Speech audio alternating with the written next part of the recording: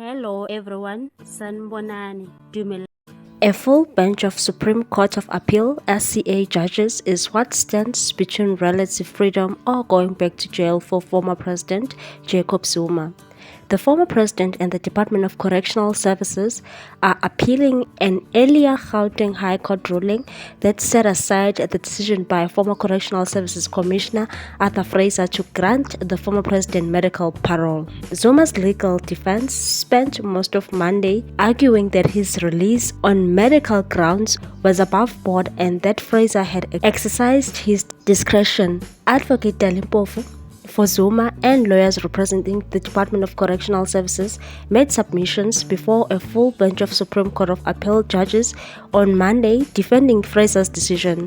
Pofu is also adamant that Zuma is suffering from a terminal illness which carries a significant risk to his life.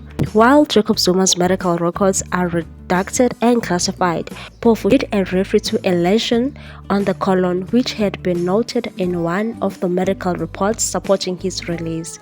He argued that disregarding the months that Zuma spent at home on medical parole should his appeal fail will be like a double sentence.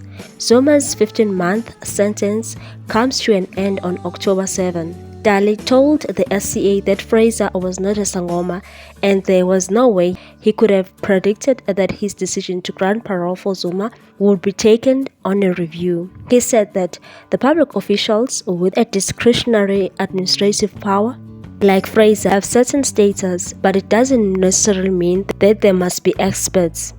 Pofu submitted that former President Zuma was 80 years old and undeniably a frail person to re-offend. Zuma and Fraser's submissions were not made without any questions from bench Justice Nambita Tatambuza, who presided over the appeal, had some probing questions for Advocate Sai Mpahlele, representing Fraser and Correctional Services. She asked why members of parliament will make lengthy efforts to establish a statutory body like the Medical Parole Advisory Board only to disregard its decisions.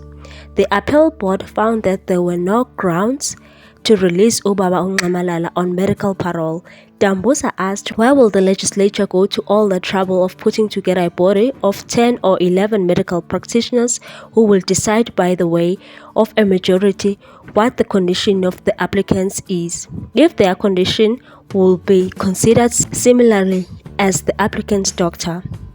The Helen Suzman Foundation, which had challenged Fraser's decision, told the SCA that he had power to grant Zuma medical parole without all information and a finding, and he acted unlawfully. Following the submissions from Zuma, Fraser, the GA, AfriForum, and the Helen Suzman Foundation, Zuma's freedom will now be decided by a full bench of judges with just 2 months left of his sentence. Well guys, do you think DA, AfriForum and Suzman Foundation have a hidden agenda by taking Jacob Zuma and Arthur Fraser to court?